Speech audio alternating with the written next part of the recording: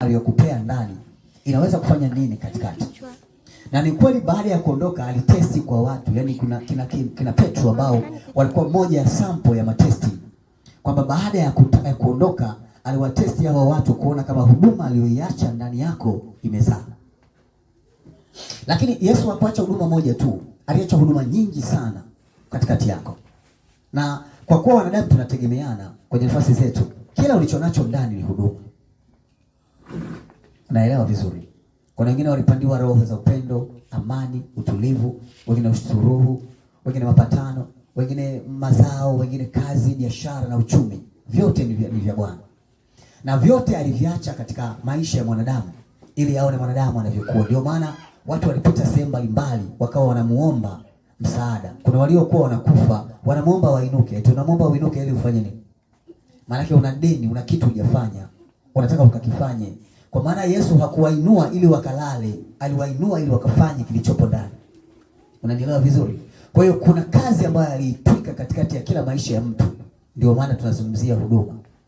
Lakini huduma hizi hazikuweza kufanya kazi zamani kwa sababu matokeo ya watu yalikuwa yako chini ya utawala. Biblia inasema hapakuwa na mtu aliyokuwa na uwezo wa kuingia mahali patakatifu pa Mungu. Tushajifunza sana hivi vitu. Hekalu la Bwana lililojengwa na Mfalme Suleimani lilikuwa na sehemu kama 3 kubwa. Kwanza lilikuwa na chumba private ambacho kilikuwa hakiingiliwi na mtu yoyote. Kinakaa sanduku la agano ambalo watakatifu wa Mungu au makuhani wa Bwana waliingia mle mara moja ama mara 2 kwa mwaka tu. Yaani ukijitoa ufahamu ukafungua mlango ukaingia utoki. Kwa hiyo waliingia tena kwa sadaka. Yaani unapangiwa zamu kwamba mwakani utaingia wewe, unaanza kujiandaa leo. Wakati unaingia kwenye kile chumba tunakufunga kamba mguuni. Tunasubiri siku 3 hujatoka, tunavuta, maana yake ni marehemu. Lakini palikuwa pana patakatifu ambapo makuhani wa Bwana walikuwa wanakaa, lakini na penyewe sio pa mchezo. Ni patakatifu ambapo ni kama sehemu ya makuhani tu. Kuna patakatifu sana, yani peupe sana, pazuri sana, ambapo hakuna mtu anaingia mle, wanaingia mara moja kwa mwaka. Anaingia kuhani, tunaanza kukuandaa kwa Bwana, mwakani zamu yako. Unaanza kujiandaa. Kwa hiyo ukitaka kuenda kuna muda unaaka kabisa familia, jamani, sijui itakalolitokea. Na sisi kwa huruma zetu tunakufunga kamba, kwa sababu ukifia mle hakuna kukutoa. Ukafia mle kajichanganya, mtu akiingia naye anakufa, akiingia mwingine anakufa, akiingia mwingine anakufa. Kwa hiyo cha msingi ni tukuvute na kamba. Tunasubiri siku 3 tu zimepita, hakuna mtu tunavuta. Maana lazima tujue ujamani marehemu.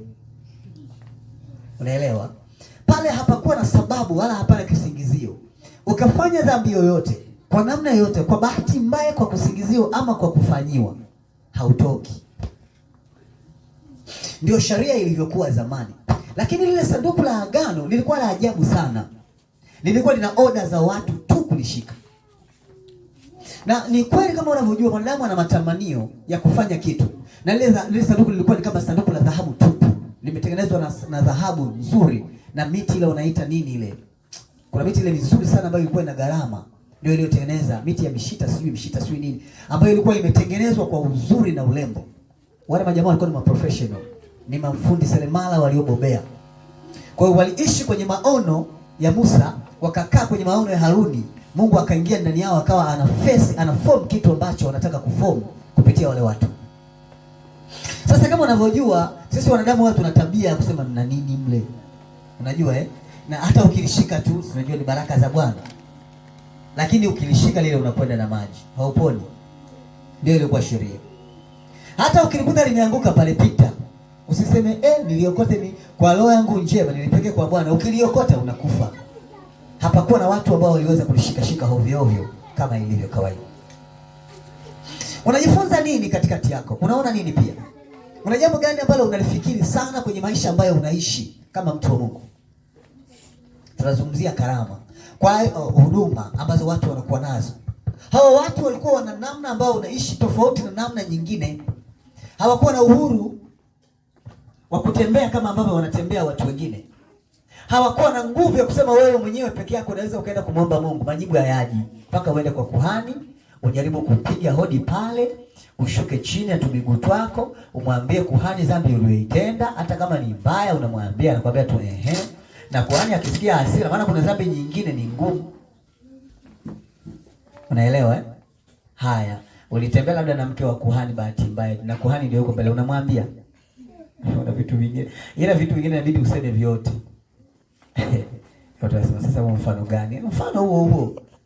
Makosa si hapo tu, kwani ni mageni. Si anafanyika. Haya, tunamwambia kuhani, unajua bahati mbaya tu nilitembea na mke wako na nini. Kuhani anakuwekea mkono juu kwa ajili ya kukuombea msamaha. Kuhani wa zamani anakuzaba na makofi. Kwamba hii dhambi naitenga, kaa kwanza pembeni, niwasamee kwanza hawa, hapo nitakushughulikia baadaye. Umejileta nyama na mboga. Kwa ni ngumu kidogo. Ni kweli kwamba kuna kitu katikati kinaishi, lakini huu ni ukweli ambao tunauangalia kwenye nafasi zetu. Kama kanisa la Mungu waliishi kwa shida na mateso. Hakukaa kwenye mstari wa kupokea neema na baraka za Bwana kama ilivyo kawaida. Kanisa tuko pamoja Baada ya muda ikawa inaonekana kama kuna ugumu, kuna shida fulani ambazo zinatokea. Mungu ili aliliona. Wanaingia mara moja kwa mwaka mle ndani. Na hata wanaongea na wenyewe wanaingia kwa shida. Maana mle sio kwa raha. Wakikupanga zamu ni tatizo. Bora usikupange. Na paka unaona wanawavuta kamba, sio kwamba hawakufa. Wako makuhani wengi wa kuandika rekodi yao walikuwa wanakufa wanapoingia. Yaani hautakiwi kuingia na chembe yoyote ya hasila. Sijui ulikuwa na vidodoa vyote vidogo vidogo, hutoki ukiingia. Kwa hiyo unamwaga mke wako, unamwambia sijui kama atarudi, unamwao mara nyingi, unamchumchumu, unachukua watoto wote unakusanya, jamani mimi baba yenu sina nguvu tena, naingia mle sijui kama nitarudi. Na kakamba kako mguuni kama mtumwa. Unapiga hatua. Washikaji wako pale nje tu wanafikiria namna gani watakuvuta. Na unawezekana watu wakawa wanakukela ili uingie mle usitoke. Watu wanawakusudi bwana. Kwa hiyo unatiwa wakfu kwa hizi siku ili ukiingia mle utoke salama. Na ndio kisa cha huyu kuhani wa Bwana nani wanamuita huyu ambaye alimzaa Yohana Mbatizaji. Unamfahamu Zekaria? Unafahamu Naye alikuwa kuhani mkuu, na siku hiyo alikuwa ameenda kufukiza uvumba patakatifu pa Bwana. Akakutana na malaika kwenye kile chumba. Akamwambia utazaa mtoto mwanamume na jina lake utamuita Yohana. Unakumbuka hicho kisa Baada ya nafasi hii kukaa kuna majibizano, Zekaria akasema mimi ni mzee sana na mke wangu ni kikongwe sana, atawezaje kupata mimba? Malaika wa Mungu akamwambia kwa kuwa umekuwa mbishi, kuanzia leo utakuwa bubu mpaka atakapozaa huyo mtoto. Na mala akawa bubu, akabaki haelewi. Sasa mle unatoka unakamba mguuni ila hauwezi kusema. Watu wasema Bwana amempa kofi. Maana amekutana nacho na hawezi kuelezea watu. Unabaki hauwezi. Na watu wanajua kutoka mle hausemi ni laana. Lakini mke akabeba mimba, akazaa mtoto, jina lake akaitwa Yohana. Kuna visa kwenye Biblia. Lakini hali hii ilikuwa endelevu kwa maisha ya watu miaka mingi. Kanisa la Bwana waliishi kwa utumwa na kushindwa na kuchoka. Lakini kuna baadhi ya watu ambao hawakuacha kumtafuta Mungu pamoja kwamba walifanya hivyo. Tunaelewana Yesu akaona tumwage uwezo kwa kila mtu na huduma ya kila mtu ikachipuke. Manabii wa Bwana walijitenga na watu. Ulikuwa huwezi hata kumsogelea nabii kwa kawaida kipindi kile. Akitokea nabii mbele yako, unaweza ukapiga magoti, usimwangalie kabisa.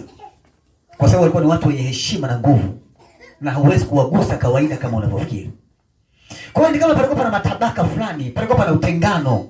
Pana namna hii hali haikumfurahisha sana Mungu. Mungu akaona kila mtu amemuumba yeye, ana sababu ya kumwagia uwezo. Akaja. Ndio maana nimesema, hebu fikiri miaka 33 na nusu ni bure kwako? Maana tunaanza kuhesabia ukombozi wa Kristo kuanzia mwaka 0, mwaka anaozaliwa. Akakaa miaka 33 na nusu, akafa. Akaondoka zake. Nimesema, anataka kuhakikisha huduma, mbegu aliyopanda ndani yako inafanya kazi. Na baada ya kuwa ameondoka tu alitesti kwa Petro, unaelewa Akatesti kwa Yohana, akatesti pia kwa Paulo, akafanya kazi. Wagonjwa walikuwa wanatembea, wafu wanapata kupona. Unaelewa eh? Watu wenye matatizo mbalimbali wanapata neema. Tuliona nguvu ya Mungu ikifunuka katikati ya maisha ya watu, na watu wakikua kwa ukubwa. Kama kuna kitu Mungu amepanda ndani, amepanda kwa sababu tumeona huduma ya Dorcas ikikua kwa nafasi ya upambaji na nini. Mungu akamwangalia, siku amekufa, watu wakalia, wakasema hatutapata. Ole wetu kwa kuwa hatukujifunza. Ole wetu kwa kuwa tulikuwa tunamcheka. Ole wetu kwa kuwa tulikuwa, wakanena maneno mengi. Siku hiyo Petro alikuwa anaenda kusali, akakuta kilio na msiba, akasikitika. Wakawa wanamuonyesha kazi za Dorcas. Unajua wewe sijui tutaonyesha nini, maana huna ulichofanya, umbea ndio mwingi. Sasa tunaangalia wao wakaanza kuchukua vile ambavyo walikuwa wanachukua tu ili uonyeshe namna njema ambayo inafaa kwa nafasi yake. Wakamchukua Petro, wakampeleka ndani, wakaanza kumuonyesha kazi za Dorcas. Wakamwambia, unaona vitambaa hivi vyote alinunua yeye, akavishona yeye, akavipamba yeye. Sio hilo tu, njoo uone kazi za makuhani alivyowafanyia. Kuna kanzu maalum za makuhani, wakiingia hapa kwa ajili ya ibada wanavaa, ni kazi ya Dorcas. Hakuchangisha mchango dada wa watu, alitoa mwenyewe. Petro akaanza kulia. Unajua kuna story ya mtu inakuliza kwa sababu unasikia alichokifanya. Wewe tunasimulia lipi kwako? Ili tulie kabisa, tuwe na uchungu, tulie. Unajua kuna ule uchungu unakuja sana kwa sababu tu umekufa, alafu unapoa, aende tu, kwanza kwa ana maana sana. Ila kuna uchungu unakuja haupoi, kila ukifikiri kwamba aende unaona no, arudi. Unaelewa? Ndicho kilichotokea Petro. Petro akasikia uchungu, akajaribu kuuliza, wakamwambia pia hakuna mtu ambaye anaweza kukaa kwenye nafasi yake, itachukua miaka mingi. Kwa sababu unavyotuona sisi wote hatujui hata kupamba, ni mabwege wote. Nyumba ya Bwana itachakaa. Sisi wote hatukuwa na uchungu na kazi ya Bwana, hatukuwa nayo. Sasa ameondoka mwenye uchungu, kwa kweli vizuri ya vidumu. Maneno ni mengi ya kuzungumza. Petro akasikia uchungu, akaingia ndani, akajifungia mlango, akafukuza watu wote, akamuomba Mungu, na roho ya Dorcas ikarudi. Nenda mama, uendelee kupamba. Nenda. Rudi uendelee kuifanya kazi ya Mungu. Rudi. Watu walimcheka, lakini hii ndio faida ya kwanza Dorcas anaipata. Hivi nyewe mnafikiri nini jamani? Kama kanisa tunafikiri nini? Leo ni Jumatatu ya Pasaka, Jumatatu ya Easter. Leo siku ambayo pia inakupasa wewe kufikiri karama, huduma, uwezo ambao Mungu amekupea. Ni lazima ufanye kazi kwa ukubwa. Na ngoja nikwambie kitu. Huduma ama uwezo ambao Mungu amekupa ndani yako, una vita sawa na ukubwa ulionao. Yaani kuna namna Mungu anaweza akakuwekea talent ndani yako, ujuzi ama maarifa fulani. Yale maarifa yako yatakuwa na vita sawa na ukubwa wake. Kwa sababu yanatakiwa yaote magugu au yazuiliwe sawa na nguvu iliyo ndani. Ndio maana kuna muda unaona uwezo ukatulia, kwa maana kuna kitu ndani. Kuna mtu ni Mungu amemwekea nguvu ya uimbaji tu, ni mwimbaji, anatakiwa kumuimbia Mungu. Hata ukijaribu kuzima unaona tu unasikia ndani unaimba, unasema na hilo jamani, hilo iniache mimi. Usiku unajikuta unaota unaimba. Ukikutana huko unapigwa vita, hana sauti, sauti lake kama chula, sina nini, kwanza hana maana, sina nini. Kwanza akiacha kuimba, sisi tunashukuru sana, unaenda unamwendea Mungu, kuanzia leo sitasimama tena pale kwa sababu nakukwaza. Unaona? Ni maneno ya watu, lakini sio Mungu. Na wewe Mungu haunipendi, nisije nikajaribu kanisa lako nikachafua watakatifu wako. Eti Mungu anasema atakupiga na maneno yako ya kipumbavu kwa sababu wewe ni mjinga. Unajihukumu mwenyewe wakati mimi sijasema. Ni sawa? Ila kwa kwani huduma Mungu aliweka ndani. Ukiacha hapa utajikuta tu kwenye kanjia, wakati unarudi kwako sasa unaanza Yesu ni mwema, ni mwema, Yesu ni mwema, ni mwema. Utasema umekuwa taila, na uko njiani kama kanisani. Ila huduma haikuachi, kila kipawa hakitaki kukuacha. Vita yako inakuwa kubwa, lakini huduma haizidi kufa, inazidi kukua. Sio kama tunaelewana hapa. Yesu alimwaga maarifa, alimwaga nguvu, alimwaga ukuu, ili kilicho ndani yako kichipuke na kuleta matunda kama ilivyo kawaida. Kwa hiyo kinachotakiwa hapa ni kile ambacho kiko ndani yako kuonekana, na kikionekana kinafua nini? Vita. Zile vita zinazotokea kwako zinakufanya muda mwingine ukate tamaa, ujisikie vibaya, uishi tofauti. Kwa watu wanavita kwenye ndoa zao, mpaka kukutana na wewe mume wako pamepitwa. Walishainuka watu wengi wa design mbalimbali, hapana atakuumiza, hapana hana hela, atakutesa, utakula majani sasa, wakasema maneno mengi. Ikafika sehemu mkaungana. Huyo ni genius. Ni mtu pekee ambaye amebeba faida zako. Maana hatukutani na mtu kwa bahati mbaya. Huyo mtu unayekutana naye ana laana zako ama ana baraka zako. Ndio maana unamng'ang'ania. Na wakati mwingine kinachochepuka ndani yako ni kikuu ambacho kitaleta faida sawa sawa na namna ambavyo huduma yako imekaa ndani. Kanisa, tunaelewana vizuri eh? Kila mtu ana mtu wake. Kuna muda mnaweza kujua tumeungana, hapo inatokea vita kubwa ya kuachana. Kila mkifanya hivi kuna namna inatokea muachane tu, muachane. Kila kinanilio unaona kuna kitu kinataka muachane. Maana wanataka kutoka kwenye mti wa baraka, kupeleka kwenye mti wa laana. Utoke mahali ambapo upo kwa maneno, umbea mwingine, fikisu nyingine nyingi tu watu watasema, wanaweza kusema kupitia nafasi ya mtu uliye naye. Na muda mwingine unaweza kujikuta umekata tamaa. Sasa unaona hiki kitu hakiwezi kuendelea mbele kwa sababu kuna mambo ambayo hutaki kuyaona yakitokea. Kanisa la Bwana, kila mmoja ana namna Mungu amemuumba. Kuna kuchipuka kwa huduma ndani yako. Yesu alipoondoka, tena alikuwa anawaambia wanafunzi wake kabisa, nisipoondoka haya mazuri hayatakuja kwenu. Kwa hiyo niacheni niondoke mimi ili yaje mengi mema. Na akasema kabisa, na zaidi ya mambo niliyoyafanya mimi mtafanya nini? Ndio maana mimi kwangu nakataa kuona kusema kwamba eti waombaji ni maskini, kwamba sijui watumishi wa Mungu wote ni maskini, sijui mpaka tufanye nini sisi ndio tunakuwa matajiri. Hicho kitu ni uongo. Watoto wa Mungu ni matajiri kwa sababu wameumbwa na talent ndani. Wana maarifa, wana ujuzi, wana uwezo na wana nguvu. Nikusimulie kisa, utanisikiliza. Kuna mtu mmoja jina lake anaitwa Yusufu.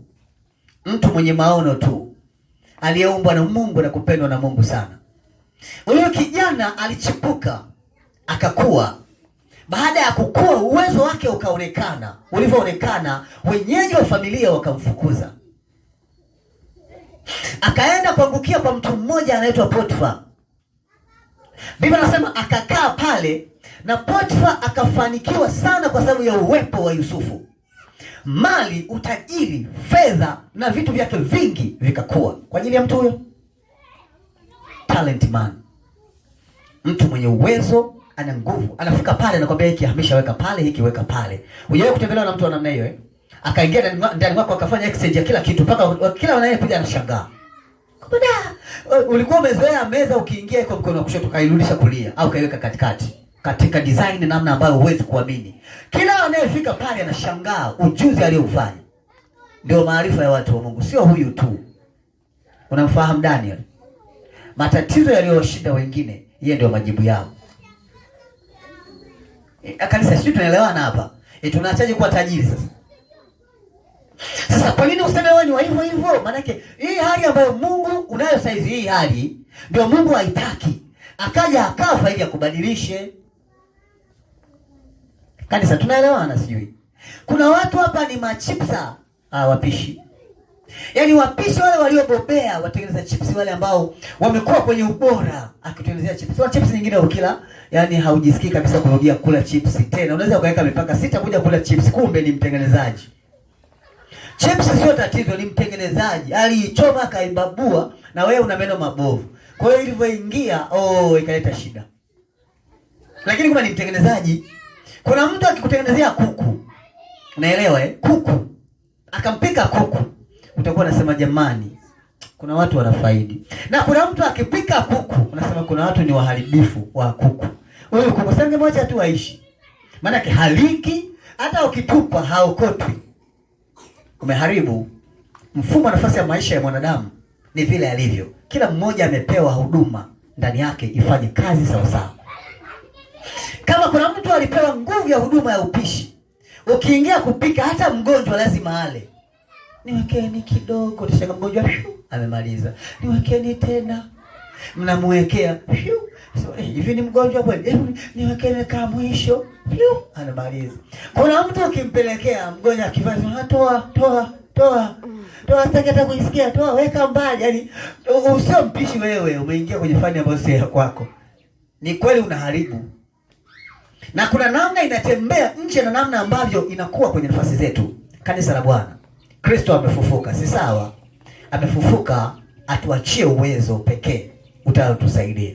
Alikufa kwa sababu ya hiki ambacho kiliibiwa kutoka kwako.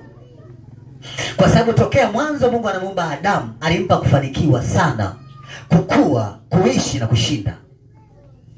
Kuzidi sana, kustawi, kuchipuka, kutanuka, kunenepa. Unaelewa vizuri eh? Yaani hayo ndio mambo ambayo Mungu alimuumbia Adamu tokea anamweka kwenye bustani. Ndio maana Biblia inasema akamtengenezea bustani ya Edeni nzuri. Akaweka kila kitu ndani yake. Akamwambia Adamu ailime tu na kuitunza. Kanisa la Bwana, tuko pamoja eh? Una nini mkononi mwako? Kuna kitu gani Mungu amefanya ndani yako? Una namna unaona huduma yako inakuwa ama inakufa? Kipawa chako kinaleta matunda ama hakileti? Kinatoa faida ama hakitoi? Kanisa la Bwana linatakiwa kuwa tajiri. Ndio maana mimi nimesema kama tunajifunza kwa ajili ya nchi ya Israeli, jamani wale watu wanalaana wale. Hivi kuna mtu hapa amepata neema ya kwenda kwenye ile nchi. Sio tu kwa ajili ya kwenda kuangalia namna Yesu alikuwa na nini, hata kuangalia tu mazingira ya ile nchi. Yaani ile ni wonderful country. Yaani ni kanchi fulani kama ajabu, yaani kamejaa maajabu na miujiza. Sasa sisi tunamsema tunamtaja Kristo, bado tuko hivi. Mimi inanichosha hii. Eti kwani wewe uchoki? Lakini unavyochoka unafanya jitihada gani? Maana kuna mtu kachoka kakaa. Kama tulizungumzia jana, changamoto ni kitu kinachokuza akili eh? Sio kudumaza akili.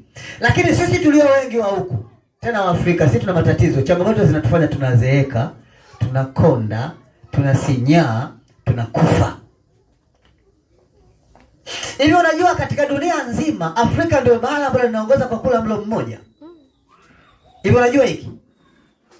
Tunafahamu kwamba Waafrika wanaongoza kwa kula mlo mmoja. Na hata kama wakila mlo huu mlo pia ni wa ovyo ovyo. Hawana maana, ndio maana pia wanawahi kufa. Yaani sababu za kitaalamu sasa hivi. Kuna watu wana vipala walituletea sababu, akasema hoja maalum zinazofanya watu wanakufa sana bara la Afrika ni kwamba hawana chakula. Bodaboda unashindia muhogo na chai, utakuja kula nyumbani, ni chakula hicho? Tuseme tu ukweli, umekula wewe? Wewe umejiletea matatizo, hujala. Asubuhi mtu anatakiwa apate chakula kizuri, kifungua kinywa kinatakiwa kiwe kizuri. Pale kameza kidogo kamechafuka. Sawa? Kuna kama kasupu, kakufungulia, au chemsha tumbo na nini. Kuna tumayai, sio tu nini. Hiyo ndio amsha bado mchana, kuna vyakula, kuna vimboga, kuna vinini nini pale meza. Mnakulaga mboga bala ngapi? Tuzungumzie ukweli. Tunakulaga mboga, mwingine hata mboga za majani hapa anasema mimi zimeshanichosha. Ni kweli zimekuchosha, asubuhi mchana jioni utaweza? Maana wewe mboga hauli kama dawa au kama tiba ya mwili. Unakula kama umeziliwa. Unakula kama adhabu. Hata jela hamna hivyo. Kuna mazingira unayoona yako tofauti kwenye nafasi yako. Sasa wewe bodaboda ushindie chipsi. Tena chips kavu asubuhi. Sawa? Na chips ya asubuhi zinafaa kweli jamani? Chips huwezi kula asubuhi bwana. Kidogo labda mchana pale na nini? Chips tena kavu. Asubuhi unatakiwa kula vyakula vizuri kama hivyo supu labda. Sawa, tengeneza nafasi, kuna vimayai pale kidogo. Amsha hiyo. Sawa, kuna vichai hapo vya tangawizi sio nini. Vitu ambavyo vinaweza vikaleta laza kidogo. Baada ya hapo saa 6 saa ngapi ile unapata chakula sasa cha mchana. Tunakula wanga kidogo, sawa, ugali huo, kuna vimboga, kuna matunda pale. Sawa? Jioni unapata maziwa. Sawa, unapata labda hivyo. Sasa unapotaka labda vichipsi, kwa sababu jioni usijisindilie kama hautakuja kula tena. Jioni wanakula kwa ajili ya yani ile tu ya kusema tumbo lisije likakosa kitu. Kwa hiyo unakula vile vyakula ambavyo ni laini kidogo. Maziwa, unajua maziwa sio kwa ajili ya watoto tu. Maziwa ni kwa ajili ya watu wote, sawa Kwa hiyo unapata maziwa pale, unaweza ukapata matunda, sawa, ukapata vijuisi, sijui ukapata sijui hivyo vinini, visupu kidogo kidogo, yani chakula ambacho kitakuwa laini, lala. Kesho asubuhi unaendelea. Maisha yanaendelea. Bajeti ya hii kitu nayokuambia, haipungui 20,000 kwa siku. Unayo? Atuzungumzie eti unayo 20,000 au 30 kila siku unaangusha kaka pale na maisha yamekuchimba. Unayo? Maana yake kuisha habari yako. Kwa hiyo unakuja kukuta kama mtu kamekonda. Unakwambia maisha yanakwenda lakini kamekonda. Unajua vifo vyetu vingi pia ni vya kukata. Tunasema umeenda. Maana sasa unakuwa unasikia kama kiuno kinauma. Kumbe ni njaa, una njaa ya miaka. Nilisikia kuna jamaa yetu mmoja alitoka hapa, mchezaji akaenda Ulaya. Akaenda kupimwa hata akakuta ana njaa miaka 25. Akaambia hawezi kucheza mpira arudi. Njaa miaka 25. Na kweli kabisa tukisema tuwape kabisa watu wale, yani vyakula vipo. Kuna mtu anamaliza kuku. Ila kwa sababu ya maisha yamebana, anakula bawa tu, anakuambia tosha. So yani usiseme eti anasema tosha kwa sababu imetosha. Tosha kwa sababu anataka ale na jioni. Sawa? Sasa maisha ya nani anaweza kumfanya ufute kuku kabisa? Eti mama, unaweza ukamfuta kuku. Wakina mama, kuna wakina mama hapa ni mwendo. Wewe, wanakwenda ukimpengea kuku mtetea. Sio tu yani hadi ukitaka ale hadi na utumbo anamaliza. Lakini sasa unakulaje wakati kuna kesho? Eti unakulaje? Kale yenyewe umekatafuta kwa jasho na damu. Hako ukagawe, watoto wako wanasoma tuition. Unaelewa Maisha yamechapa. Hatuna mbele wala nyuma. Sio wafanya kazi, sio raia. Wote wana hali ngumu. Mfanya kazi amefungwa na mikopo. Kila anakotembea mikopo inamfuata mgongoni. Hakuna raha. Na wewe raia unasema bora niwe mfanya kazi sasa bora niwe raia. Kila mtu anakimbia mwenzake. Kila mtu ana hali mbaya. Mfanya biashara naye ana namna yake, naye amechoka. Kanisa la Bwana, kuna kitu kipo, lakini ni kweli kwamba tunatumia vitu hivi kuwa namna ya kutatua matatizo. Yaani tunaweza kupata nguvu ya kudhibiti mfumo huu na kuua. Sisi tukawa watu wa mwisho wanaokuja kwetu wakaishi maisha ambayo yatawapa raha. Eti inawezekana? Ni ngumu sana, kwa sababu kama mtangulizi hana akili ya kuongeza jitihada, maana yake anayefuata atakuwa hana akili kabisa. Ndio kinachotokea. Ndio maana unaona kuna mambo hayapo. Sasa kuna jambo lingine kubwa la pili, na Mungu hatumjui kabisa. Ndio tunakufa kabisa, tunaisha. Unaelewa Wale watu wanamtumikia Mungu huku wanakula balance diet, wanakula chakula vizuri. Maana yake Mungu akishakufanya ukabarikiwa, sawa? Anakupa kila kitu. Maana yake baraka za Bwana zinakuwa zinakaa juu yako. Naelewa? Wewe ukienda pale utamkuta mama wa watu. Yaani wengi wa hapa, sawa, tunawatolea mfano kwa sababu sisi tunakutana huko sokoni kwa Kababai kule na masoko mengine. Sawa? Hauwezi ukamkuta ameenda kwenye yale makambale yale makubwa. Utaona anaenda kwenye ngege. Sawa? Au kwenye tule wanatuita tuubobo. Unatujua tuubobo. Tuna miba hadi kichwani. Yaani ni miba. Kana biba hadi mwenye mguu kigusa ni mwiba. Ndio unakakimbilia sema hapa shilingi ngapi? Hivi umekula samaki wewe. Umekula samaki, umekula mifupa. Walikwambia mifupa ina kazi gani mwilini? Labda kama unaumwa. Lakini hiki sio chakula. Na ni ukweli kwamba ukikuta watoto wetu wanazigombania, hadi wanastika kabisa. Mara kamechoma. Sasa kanaenda nje. Sasa sema ukweli. Sasa nisemaje jamani? Mtoto anajikuta tu ameangusha kilio. Nini sasa wanasema tu hapa. Sasa wewe unakula vizuri, unajua kama zinaniba. Unamfundisha mtoto kwa muda kutafuna hizo samaki, hakuna kuongea. Ni kimya kama wote mmepigana, kumbe ni aina ya samaki mlizonunua. Zinatisha.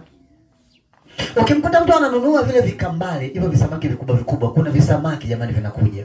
Sawa, samaki moja shilingi 15,000, 20. Sawa, kwa hapa kwetu anatakiwa aliwe mara moja. Samaki mara hiyo 20,000, 15,000 samaki. Unakuta mtu anasema, "Shilingi ngapi hapa?" 25,000. Anasema keep change. Unaelewa? Wewe keep change. Kwa hela gani ulionayo kwanza? Kuna mazingira unaona kabisa. Kwanza huko kwenye tu ngege. Pili uache change. Yote ushakuona mtu ananunua bobo anaacha change. Na akiacha atakwambia naijia baadaye. Ni ukweli kwamba hatuna mazingira ya kufika sehemu. Tunaachaje kufa sasa? Tuna chakula cha shida, tuna mazingira ya shida, lakini pia tuna ibada za shida.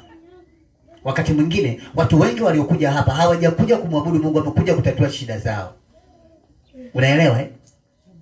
Lakini nikwambie tu kwamba Mungu amekupa uwezo ndani. Kuna kitu ndani kinaishi. Na lengo langu kubwa kwanza ni kuinuka kutoka hapa. Tunataka tufanye kanisa lenye mabadiliko, ambalo ni ukweli kwamba linawezekana kuja kabisa kwa jina la Yesu. Inawezekana. Tunaelewana eh? Tupate kila mtu kwa gharama yake na kwa maisha yake. Angalau mtu ambaye anakuja kusali, angalau yani hana kabisa, awe na pikipiki zile za kike. Tupaki hapo nje. Unaelewa?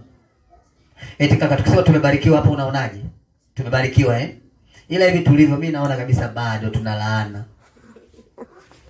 Bado tuna shida. Bado. Wewe ni mfanyakazi lakini mikopo mpaka kwenye vidole. Unatembea unasuta. Yaani hali ni ngumu.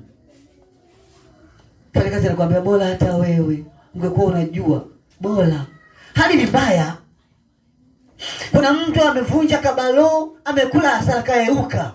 Mara kaela kenyewe nikamkopo, hauwezi tena. Jamani, hizi zinatokea sana. Sina nini, ulienda ukachukua kwenye kikundi, ukaanza kuchoma vitumbua, vimedolola vyote. Vyote vitumbua, hakuna hata mmoja aliyovinunua. Ushawahi kujiuliza kwa nini? Kuna muda mwingine sio uchawi, vitumbua ni vibaya. Havina ladha. Vitumbua uking'ata unang'atwa. Unakula hicho kitumbua. Wakati wa kumeza mpaka utafuta cha kusukumia. Unakula hicho kitumbua tena, haununui tena. Maana kimekuwa kibichi upande. Lakini ni kweli kwamba tuna uwezo wa kufanya jitihada katika kukuza maisha ya kiroho na kupata jitihada nyingine za kutoka hapo tulipo kuingia sehemu nyingine. Ni kweli kwamba wewe ni mtu ambaye unaweza ukafanya biashara, lakini ujuzi wako ama huduma yako haijakuzwa inavyostahili. Kwa kuna kitu kimepungua kwenye nafasi yako. Sasa Yesu alikuja kuiondoa laana, kutupa baraka, kututoa chini, kutupeleka. Ndio maana ni nani mkanisani kwake amejenga nyumba ya gorofa? Tuanzie hapo. Kuna mtu ana nyumba ya gorofa hapa? Sema, Tanzania sio magorofa sana. Haya, una nyumba kubwa wewe. Nani ni ukisha kanyaga mlangoni umeingia ndani na chumbani ndio unatokea, unaweza ukatoka kama una nyumba nzima. Yaani unasimama mlangoni unaona nyumba yote, vyumba vyote mlangoni. Si ndio nyumba zetu zilivyo eh? Kwa hiyo hata tukiingiliwa na wezi kuona kuna kata hawapati shida. Na nielewa vizuri. Ni sawa. Mazingira yetu yamekuwa magumu. Tulikuwa tunaongea na dogo mmoja akaniambia, kaka, niliibiwa. Nikamwambia kuna wakati mwingine hata namna ya kuweka fedha ni akili. Sawa? Uwezi ukaweka fedha chini ya kitanda. Unawekaje hela chini ya kitanda? Na unajua kabisa mawazo ya mwizi ni kitandani. Ni kitu kigumu kwamba kuna jambo ambalo haliwezi kukaa kwenye mfumo wa kawaida wa nafasi yako. Kanisa la Bwana, tunajua hiki eh? Umfanye mwizi afikiri. Wakati mwingine unasema weka hela mlangoni, pale pale anapoingilia mwekee. Kwa sababu akifika hata angalia mlangoni, anaangalia chumbani. Na wakati wa kutoka hata angalia mlangoni, anaangalia wapi? Nje. Kwa hapa lazima apapite. Sasa wewe umemwekea pa kuchegemia ambapo anajua kabisa ni kukubunguluza tu, anachukua. Ni maskini wa kila kitu, yaani huna akili hata kuficha hela. Wewe uliona tajiri anaibiwa? Eti kaka, ushaona tajiri anaibiwa? Tajiri utaiba, kesho duka liloliiba linakuja mara mbili ya lile ambalo alijaibiwa. Au ndio matajiri. Na akili yangu inaniambia mtu ambaye amepewa neema na baraka za Bwana hafilisiki hata umnyang'anye nini, labda umuue. Unaelewa eh? Kwa maana anayo akili ya ziada kwenye kila kitu kwenye nafasi yake. Sisi owe nafua lazima. Unaelewa? Kuna mtu alichukuliwa kitu, nakumbuka alitekwa na majambazi. Yaani alikuwa anatoka benki, anatoka sio anapiga kama watu ngapi, akatekwa na majamaa. Wakamwambia tupa kila kitu ulicho nacho. Akasema shida yenu nini? Wakasema shida yetu ni ulivyo navyo. Akasema basi njoo uchukue. Wakafikiri anawadanganya, akamwambia njoo uchukue. Akawapa begi, ilikuwa imejaa hela kama milioni 50 sio na ngapi. Kawapa begi, akachukua simu akawapa, akamwambia kitu kingine gani mnataka nini? Wakasema na hiyo pete ambayo umevaa kama ya dhahabu vua, akavua akawapa, akamwambia alafu nilikuwa nimesahau kuna hela nyingine ziko kwenye koti kwa ndani. Akachomana zenyewe akawapa. Akamwambia bado kuna kingine mnataka. Wakasema na ile koti uliovaa tupe, akavua koti, akawapa, akabaki na shati la ndani. Akamwambia una shati mnalitaka? Sema tutakuwa tumekuaibisha sana, inatosha. Milioni 50 sina hivi, inatosha. Akasema basi muende kwa amani ya Bwana. Akaondoka zake mpaka kwake, akamkuta mke wake. Baba vipi? Mbona umekuja leo na t-shirt? Akasema nimevamiwa hapo na hao majamaa wakawa wamechukua kila kitu. Akasema mama, kweli? Akasema unaogopa nini sasa? Kwani sijaacha matumizi hapa? Umeacha baba. Basi tulia. Hawajakuumiza popote. Mama anamshikashika. Hawajakuumiza popote. Mungu wangu akiniuia kipenzi changu. Hawajasema relax baby, relax. Hebu tulia. Wamechukua tu kama milioni, yani nikipiga hesabu kama milioni 70 hivi. Milioni 70. Tulia. Inapigwa simu moja tu. Oya, ule mradi uendelee. Nilikuwa ninakuja na pesa lakini nimepata dharura. Hiyo kesho pesa nitakuja nayo kesho. Yaani tajiri haibiwi. Ana akili. Cheki walivyonisikiliza. Unajua kisa na hapo ngoro zungumzia hela, watu wako makini. Wewe hela sasa itanunua mlima. Yaani wewe ukianza kuzungumzia hela, achana na habari ya mambo ya imani. Imani hawasikilizaji sana hela. Kuna kitu naona kabisa kipya. Hapa nataka wajue tu kisa mwisho iliishaje. Unajua kama huyu jamaa sasa hizi hela nyingine alizitoa wapi? Wewe watu hawachukui pesa zote kwa sababu wanajua kuna changamoto. Pesa nyingine inatangulia nyumbani kabla ya wewe. Kuna muda mtu anatangulizwa kupeleka hela kabla wewe hujamjua. Anafikisha kule mzigo.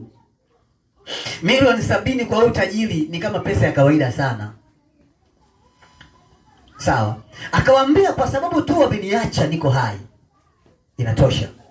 Sisi tukiibiwa tunazimia. Jamani, ni ubaya ni ukweli? Si ninasema ukweli Kaela kamkoba ulikuwa umechukua. Sawa, umeshajidunduliza we, unalipa kikoba umekachukua. Wakakuotea. Tunakukuta vile umezimia. Kila ukiamka unazimia tena. Na ambavyo haujui, kwanza siku ya kuchukua umetutangazia wote kwamba kesho navunja. Kesho ndio zamu yangu. Unajua kabisa kuna watu wamepigika hapa, hawana hata hela ya kula mlo. Kesho tavunja, na kama watanipa hela kidogo, 600,000. Kuna mtu 600,000 anaisikiaga. Unaelewa? Pesa ni siri. Kwa hiyo umetoka kwenye nafasi ile, unataka kutoka kwenye kikoba kako pigwa kabali. Unanyang'anywa kamkoba ka 600,000, watu wanakunja kona, wanaingia baa. Maana hawaendi hata mbali. Wanakatia kona wanaingia baa. Maana hawa majambazi, watu wasiofaa, wengi hawanaga starehe, yaani hawanaga na matumizi na pesa. Pesa yao nyingi ni starehe. Wewe unazimia, yeye anaingia baa. Akalewe, ngoja nilewe, analewa.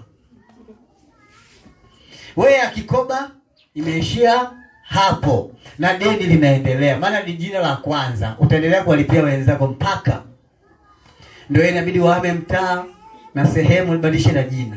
Hadi jina la ukoo. Hawiti Kalembwe tena. Majina yanabadilishwa. Badilisha kabisa kila kitu, hadi sifa.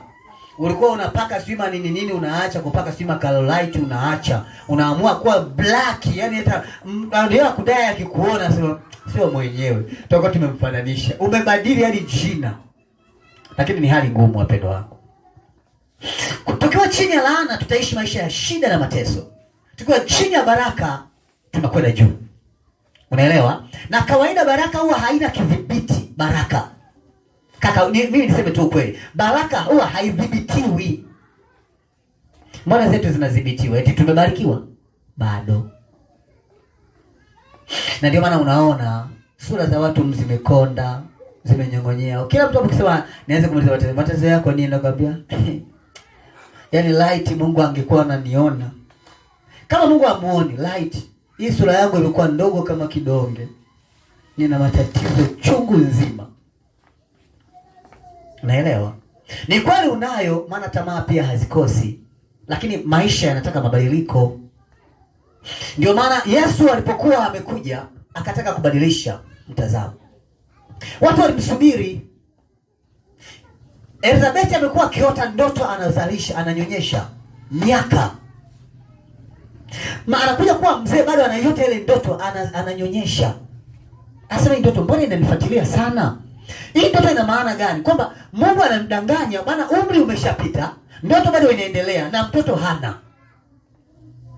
Ukiwafuata tafsiri wa ndoto wanasema utakuwa unaota mambo ya nyuma sana, au uliwahi kuzaliwa nyuma, sasa ukazaa mtoto ukafa. Hii ni mara nyingine Mungu amekurudisha. Mwanadamu arudi mara mbili, unakufa mara moja, unaishi mara moja, unakufa mara moja. Ukifa unasubiri kuishi hayo maisha ya milele ama kuteketea milele. Sasa tunataka tupate nafasi kwamba tujue nini ambacho Mungu ametutuma. Eti anatukusanya hivi ili tuwe bure? Miaka 33 ya Kristo na nusu kwetu ni bure? Iko kwa ajili ya utumwa huu wa maisha tulionayo, ama iko kwa ajili ya nini? Kuna watu wamekaa pale, wana hospitali za kimataifa ziko pale Israeli. Ni hospitali za magonjwa sugu, wanaishi madaktari bingwa tu wa matatizo. Wametengwa vitengo maalum. Unajua mshahara wa daktari? Unaujua mshahara wa daktari bingwa. Mshahara wa daktari bingwa sio milioni 2 wala 5 wala 6. Anacheza milioni 10, na kila anapoingia kufanya operation analipwa hela. Ndio maana kwanza wana viburi. Unaelewa? Huwezi kumfuata, huwezi. Alafu daktari, si unajua hata wewe unaweza ukaumwa japo ni profesa. Kwa lazima uende kwa nani? Daktari anatibu hadi marais, mawaziri. Waziri anaenda kwa nani? Ana kiburi daktari. Madaktari yote, yani ukiwa daktari bingwa, usiji tuna vipawa hivyo kweli. Mungu atubariki. Unaelewa Yaani ukipata daktari bingwa akipata anakula maisha mpaka anakufa. Operation moja haiwezi kupungua milioni 2, 3 mpaka 5. Wanakuambia una uvimbe kwenye figo. Operation yako itachukua milioni 25. Za nani hizo? Akitoa hapo makolokolo hapo, anatakiwa alipe kodi na nini zinazobaki zake. Haya, wewe umekuja leo kufanyia operation, mwingine anakuja kesho, mwingine kesho kutwa. Tunaelewa? Huku tunakwambia msomeshe mtoto wako wewe daktari, anasema maisha magumu. Una hali mbaya mwenyewe huko chakali. Maisha yamepiga. Unatembea mpaka unasuta, una pa kuelekea. Sawa? Na umezaa watoto. Kwani Mungu amekubariki umezaa watoto? Ila namna tu ya kuwafanya kuwa bora ndio imekuwa ngumu. Kwa sababu pia kuna namna imekuwa sababu. Yaani kuna laana imekuwa imekaa mahali, haijaondoka miaka mingi ya vizazi vyetu. Kanisa, mnanisikiliza vizuri? Kuna shida katikati ya mfumo huu, lakini kama tutakaa pamoja tukazungumza, tunaweza kulimaliza hili. Nataka tuzungumzie Yesu si amefufuka? Amefufuka na sisi. Au mwaka tunaojua ni mwaka wa marejesho Mwaka wa marejesho. Unajua hivyo. Kuna vitu vingi vinakwenda kupona, lakini kwa gharama. Kuna mtu mmoja aliniambia akasema, kaka Chazi, huu ni mwaka wa marejesho lakini sio mwepesi. Una vita. Nikamwambia marejesho yote yanakuja kwa gharama, kwa jasho, kwa nguvu, kwa bidii. Atakayechoka akibaki, sisi tunaendelea. Lakini tunategemea kufanya vitu ambavyo vitafanya mabadiliko makubwa kwa nafasi ya kanisa na watu. Kuna mtu anahangaika kushindaje wewe. Anahaha, anaenda huku, anaenda kule. Maana ulikuwa kwa sasa kama hauna, lakini kwa mambo ambayo unamtishia. Unamtishia tu. Kumbe mla mwingine unampigia biti, wala huwezi hata kufika kule. Hapo kuna watu sasa yeye kweli amehaha, yaani anahangaika. Hataki kushindwa. Kumbe leo kutishia mwenyewe, wala hana mbele wala nyuma. Wala ajua alikotoka wala kuenda. Nazungumza na watu, unajua mwaka huu kama Mungu akinisaidia kama ambavyo nimepanga, nafikiri ile nyumba milioni 25 inaweza ikasha. Unampiga biti tu. Una milioni 25 ungekuwa hivyo. Kwa hivyo wewe tunakujenga unaeuka ukipata hela milioni 25 wewe mtulivu hivi. Wewe hali uliona lini? Ulipata tu milioni 2 ukapiga polisi. Milioni 25 si utaua askari. Hii ndio ije tusumbue eti kweli ana milioni 25. Basi unaotishia amehangaika, baba na mimi nipe kama fulani, kumbe alikuwa anakudanganya hana. Mungu asema nani wewe unamzungumzia? Hayupo. Hata kwenye mchezo hayupo. Hana. Unajua kuna wakati mwingine hata kanisa limekuwa lina uongo. Watumishi wamekuwa waongo ili wakuze nafasi. Kwa maono tu wanaishi. Unaweza ukamkuta ukamfuatilia mtu, baba naiona nyumba yangu milioni 70. Hii ukajikuta moja na mimi nikaamua kumwomba Mungu milioni 100. Kumbe wala ni maombi tu, ni maoni. Jamaa amekosa cha kuongea, amekula dona, ameshiba, mbona akupotezea hamna haja yazungumza anachojua. Lakini ukweli ni kwamba milioni 70 zina process, haziji tu kaka. Haziji, zina hatua. Ndio maana humu ndani kuna watu wanaweza kuform tu kitu. Sawa? Yaani ni mabingwa kwenye structure, kwenye maumbo. Wako kwenye nafasi hiyo. Na Mungu amewabariki kwenye hilo eneo. Kuna watu ni mabingwa kwenye nafasi ya kupiga bajeti. Ile ukimpa bajeti anaharibu kabisa, ile ni bingwa kupiga bajeti. Alafu kuna mtu ni mtengenezaji wa bajeti, naye amewekwa eneo lake. Tuko wote huko ndani. Tukiorganize, tukatengeneza, tukatumia kila kipawa cha mtu ambacho Mungu amekiweka ndani, utaona matokeo. Shida tunayemtegemea ana wivu, tatizo hili. Unaelewa eh? Ndio maana unaona mtu anaweza akajikuta anazungumzia milioni 70. Bwana ni hela ndogo sana hii. Mwambie ayanipe. Tulikuwa tunazungumzia ujenzi wa kanisa ambao tunategemea kwamba tunataka tujenge kanisa ambalo ni la kisasa, ambalo litachukua zaidi ya mabilioni ya hela kwa ajili ya kuweka neema ya Mungu katikati ya kizazi chetu. Kuna mtu alinifuata akaniambia hivi, kwa neema ya Mungu niombee Mungu anibariki nitatoa bilioni. Ila saizi hana hata 20,000. Unaelewa? Kwamba hela ya nyanya hii bilioni. Unaelewa eh? Hivi bilioni na milioni ngapi? Milioni 1,000, si ndivyo eh? Anakuambia ni hela nini? Kweli ukipiga hesabu tu vifaranga dogo ukituuza, tunatoa shilingi ngapi? Kakifaranga ka kuku ni 2,500 kwa 3,000. Sasa hizi tu wa kisasa. Unatoa ngapi? 100. Tunaleta bilioni kweli, hata 200,000 hamna hapo bado. Lakini ni kweli kwamba huyu mtu ana maono. Mimi nilimpokea nikamwambia sawa, nitakuombea kwa Mungu akubariki, lakini kuna namna unatakiwa kuwa. Kila kitu kina hatua zake kufikia malengo fulani. Nataka kuliona kanisa jipya lenye nguvu mpya na watu wapya, wenye baraka mpya na neema mpya. Kwa kuwa ni kweli tunakubali kwamba Kristo amefufuka na sisi, basi ni lazima tukubali kwamba tunatamani kuwa na hatua mpya kwa habari ya nafasi zetu. Na hili ndio lengo langu kubwa kwa habari ya kila mmoja kwa nafasi yake. Lakini sio lengo langu tu. Huu ni mfumo ambao unafikiri kwa kila mmoja anatakiwa kuwa nao. Unaelewa? Siku moja tusome watu waliotoa sadaka zao. Tusome watu waliotoa zaka zao. Sawa? Tuwasikie watu wanakuambia kaka, mtumishi wa Mungu, nimeleta fungu la 10. Shilingi ngapi? Milioni 56. Nimestopia kwenye akaunti. Kwa sababu nimeogopa hamna boksi la kubeba. Hapa tutatengeneza maboksi makubwa. Zitaingia tu. Fungu la 10 milioni 56. Amechukua milioni ngapi? Sasa hapa kuna mtu hata akija tu akisema jamani namshukuru Mungu. Namshukuru Mungu jamani, Bwana amenibariki na kuja kutoa sadaka leo. Sadaka kama mtumishi wa Mungu sio kubwa sana, 300 tu. Unaona madongo yanavyoanza anza kupiga. Umenunua uwanja wewe?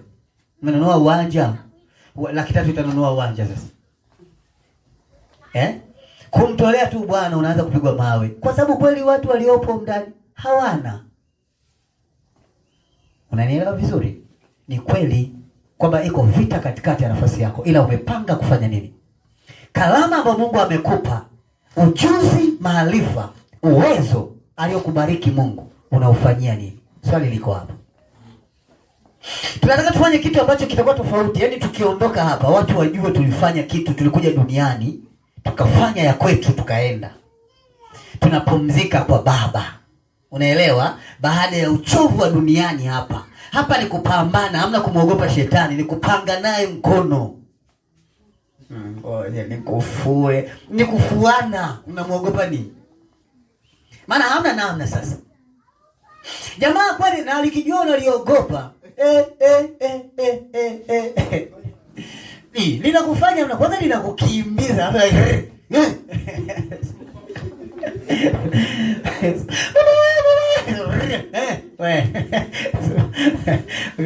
Nikiona kuna muda unashangaa tu kwenye ndoto linajitambulisha, unamjua shetani. Mimi ndio lazimia. Usizimie, inuka tuendelee mbele. Tuliletwa duniani tupambane. Baba yetu alishatangulia kupambana akashinda. Na sisi tuko pia kupambana tushinde. Fanya mabadiliko kwenye kila idara. Hakikisha idara zetu zinakwenda kwa sawa. Na hili litatokea. Unataka ama utaki litatokea. Amen. Ndio maana nimesema kuna visa vya kufanya. Sawa. Wale wadogo waende wakasome. Wasome tu. Kwa sababu najua nina kazi nao baada ya muda kidogo. Waende kwanza shule. Wakishatoka shule tutajua tunazungumzia nini. Maana baadaye nataka nikae na watu wenye akili, tuanze kupanga mipango. Maana nyinyi naona kama mnazeeka. Hata nikiwashirikisha mipango na mingine naona inakufa tu. Nataka nikae na kizazi kipya ambacho najua kiko hoti, kina moto, nikikishikisha mpango unaenda. Naelewa? Kuna wakati unaona kabisa, haleluya titana leo wanapita. Kama wanaishi. Wanacheka. Ndio maana nataka nitumie wa kweli. Kwa wale ambao tayari utunao kwenye nafasi zetu watakuwa. Lakini hawatafikia kama hatujawawezesha, si ndio maana yake? Lazima tuwasupport kwanza kutoka hapa kuinuka kidogo. Naamini hawa baada ya muda kidogo. Plani yetu ni plani ya muda mrefu kidogo ambayo inaweza ikatuchukua siku kidogo hapa katikati. Kama Mungu atatujalia kuwa wazima, maana yake lazima tuhakikishe tunakamilisha kile ambacho tunataka tukifanye. Unanielewa? Watu kutoka Ulaya, kutoka mataifa ya mbali waje washuhudie namna tulivyobarikiwa. Nataka watu waje kutalii eneo letu kama wanavyoenda kutalii Israeli. Nataka watu waje washangae maajabu ya Mungu kwetu kama wanavyoshangaa Israeli. Na inawezekana. Usiniambie kiki tumbora kakachezi anawaza mawazo makubwa sana, hana hata hela. Wewe tulia, mimi hela ninazo. Lakini ukweli kwamba tunategemea kupata kitu kikubwa, tunafahamu mazingira ya zaidi ya matilioni ya pesa. Tunafikiria kutengeneza ujenzi wa vitu ambavyo ni vya matilioni ya pesa. Trilioni ina shilingi ngapi? Sema kaka usiniulize wewe, kwa sababu hata bilioni tusijui. Achana na mimi. Na ndio nataka wasomi. Wewe nikikwambia trilioni moja andika pona ina sufuri ngapi? Basi nataka wale wasomi wale ambao watakuwa chap kidogo. Eti mama nikwambia andika trilioni, unaiandika. Sasa nikiingiza hata kwenye akaunti yako unayeuka siku hiyo hiyo. Maana nasema Mungu nitakula mpaka nakufa. Ni kweli kwamba kuna mazingira tunataka tufanye. Sawa? Hii ya kuchimbwa na maisha kuna muda inatakiwa ifike mwisho tuikate. Kanisa tuko pamoja eh?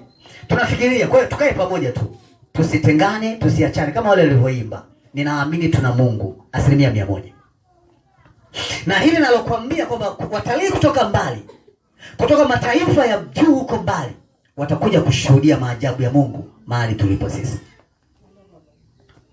Kwa hiyo usiseme tu kwa tutatoka kujifunza vitu vidogo ambavyo vipo tu kawaida. Mawazo yetu ni mawazo makubwa. Tukiwa tunawekwa hai na Mungu, ngoja uone, subiria kinachokuja kutokea. Muda sio mrefu. Lakini nani anayewezesha haya mambo? Suleiman alipata watu wa kuendea miti mbali. Wakasafiri, wakaja wakaijenga nyumba ya Bwana. Na watu kutoka mbali wakashangaa maajabu ya Suleiman. Mataifa mbalimbali, Kushi alisema hadi Afrika walienda kuangalia maajabu aliyofanya Suleiman miaka ile. Umeumbwa na kitu kikubwa sana ndani. Una jambo kubwa sana, umekosa mwezeshaji tu. Tunataka tukutafutie mwezeshaji ambaye atakusaidia sasa kupiga hatua kutoka hapo. Kinachotutafuna Waafrika wengi, maisha ya Kiafrika mengi kinachotutafuna ni laana. Unanielewa? Laana inatupelekea kuwa na tamaa. Ndio maana sio viongozi wa dini, sio viongozi wa kawaida, sio viongozi wadogo, wote wana tamaa. Kiongozi wa dini anaweza akasimama akasema Bwana anasema rushwa ni dhambi, ukimpa mlungula kimya. Sasa wanapigwa sana hela, sana tu. Mtoto wangu aliwahi kufunga ndoa, lakini ilikuwa bahati, ilikuwa na ndoa nyingine. Haiwezekani kabisa, Biblia inakataza kabisa. Mchungaji, mtumishi wa Mungu, mimi si kwamba si nimekuja mikono mitupu. Bwana amenipa. Unapigwa bahasha. Ukiitikisa hivi bahasha, ukiitikisa kwa sababu kuna watu wana maono. Akitikisa hivi anajua kabisa mna milioni 2. Nasema sasa, kwa sababu ya swala lako kuwa natikisa bahasha, kwa sababu ya swala lako nafikiri kesho masaa kama haya uje nitakuwa nimeshapata jibu lako. Huko anaitikisha bahasha, anaiweka mfukoni, unajua ombi langu limekubaliwa. Pisha. Una nguvu ya kusimamia haki, ijapokuwa unaweza kuihubiri haki, ila hauwezi kuifanya haki. Na haki ni gharama kuifanya, kwa sababu ukimkatalia huyo ataondoka na kisasi, sawa, ataenda, atajipanga upya kukurudia. Lakini kuna muda hutakiwi kumuogopa atakaye kurudia. Jipange anarudije. Vile atakavyokuja, kama alivyokuja unampisha, kama alivyokuja anapita tena. Maana utumishi ni baraka kutoka kwa Bwana, si ndivyo? Ndio maana unaona Yesu aliwafesi watu macho kwa macho. Alikutana na Mafarisayo akawapiga maswali, wakashindwa kumjibu. Yaani siku nikikutana na Yesu nampiga maswali mpaka Yesu mwenyewe ajishangae. Tuambie, mamlaka unayofanya imetoka kwa nani? Anasema na mimi nakuuliza swali. Mamlaka ya Yohana Mbatizaji alitoka kwa Mungu ama kwa wanadamu? Hebu njoo tujadili. Njoo. Farisayo, njoo tujadili. Sasa tukisema alitoka kwa wanadamu, ama jamaa atatupige mawe. Lakini pia tukisema alitoka kwa Mungu, atasema mbona sasa hamkusadiki? Sasa wewe ujibu gani? Sasa wewe tukampe jibu. Twende. Hatujui. Na mimi sijui. Allah. Maswali madogo tu. Wengine walimfesi Yesu macho kwa macho. Wakamwambia tuambie, je, ni halali kumpa Kaisari kodi? Akasema, hebu nipeni hiyo sarafu. Hii sarafu ina chapa ya nani? Akasema ya Kaisari. Na huku ya Kaisari. Basi ya Kaisari mpeni Kaisari, na ya Mungu mpeni Mungu. Kimya. Yaani hauna swala la kuanza kufikiri. Ndio maana nasema pia tukienda kwa watu, tusijiulize tutajibu nini. Majibu yatakuja pale pale, tutawapiga maswali. Wanakosa majibu. Watu wana vipawa, wamesoma mpaka hapo walishindwa kujibu hilo swali. Walikuwa wanafikiri watu walitoka kwenye sheria, mtu amelala. Yaani kama ni watu umeclaim siku nzima. Claiming baba, unatoka pale umeclaim maswali yote ya Musa, ni sheria vyote unavyo. Yesu, niambie, nifanye nini basi ili niulisi ufalme wa Mungu? Anasema, je, unazijua? Umetoka umeclaim sasa usiku, yani wale wa claiming wanafahamu haya mambo wanayosoma shule. Yani umefika sehemu umekalili, unajiamini kwamba mtihani lazima uperform. Yesu akamwambia, unazijua amri wewe? Akasema, nimezishika toka nikiwa mdogo. Akasema, umebakiza jambo moja. Kauze ulivyo navyo, agae maskini, kisha nifuata. Akasema, hilo sitafanya kabisa mpaka nakufa. Akaondoka, asigeuka nyuma. Yesu akasemaje? Ni rahisi ngamia kupenya katika tundu la sindano kuliko tajiri kuingia katika ufalme wa nini? Wa Mungu. Petro akasema, tumekufua. Akasema, kisichowezekana kwa wanadamu, kwa Mungu kinawezekana. Yaani simple tu. Sasa tukiwa wa Mungu tunakuwa na genius huo, unakuwa genius. Yaani kuna vitu vinakuwa tu ndani yako, vinakuwa. Sisi tukiitwa kwa watu ama swali hatuwezi kujibu. Labda kitu so why? Umeishiwa. Kwa sababu kuna muda hatuwezi na tunalaana, ile laana inatafuna. Kuna kamlija kalikuwa kameanza, kuna katoto ka Mungu kalikuwa kamechipuka, kana kalama moja ya praise kimekaloga, kamekufa. Na kenyewe kalikuwa kana praise akamjui Mungu mai, kama kwenda. Naelewa Ukifika hapo ukasema tunataka tusimame, tumwabudu Mungu, basi njoo tumwabudu Mungu pamoja. Tunaelewana Tunataka tujifunge, tupambane. Usiimbe tu kama haujui. Shetani teke kule. Yaani kuna vitu ni vya kujifurahisha, sawa? Lakini kumbuka unamkela mwingine. Na unayemkela akiinuka, akufanyi hivyo, hata kusema teke kule, anakuja na bodyguard. Kitu atakufanya. Kanisani kwamba bwana twende kanisani sababu tena nisisikie kabisa habari za kanisani. Toka ulipopiga ile teke kule mchezo umeishia hapo. Maisha yamebadilika, umekuwa sio wewe, hauna raha tena. Mambo yamebadilika. Kanisa la Bwana tuna vitu tunataka tufanye. Ndio maana nikasema nitazungumzia leo Jumatatu ya Easter, Jumatatu ya Pasaka, kwamba kuna mambo tunataka tuyafanye kama kanisa la Mungu. Unanielewa Na hili linawezekana. Kwa hiyo kuna mambo yanahitaji ukali, patatumika ukali mahali pa ukali. Patatumika baraka mahali pa baraka, na patatumika uwepo mahali pa uwepo. Patatumika utukufu wa Mungu mahali pa utukufu wa Mungu, na mahali pa nguvu itatumika nguvu. Kwa sababu kama Mungu atatuimarisha, atatuumba, maana yake si anatuponya, anatupa nguvu, maana yake tunaweza kufanya kila kitu sawa. Tunaelewana eh? Angalau tumuone kijana yule pale miaka 25. Sawa, baada ya muda kidogo anamiliki milioni 25, 30. Sasa na umri wake milioni 40. Naelewa eh? Tunazungumzia ya madili haya. Hivi ningeweza sema hizi hela unanielewa eh?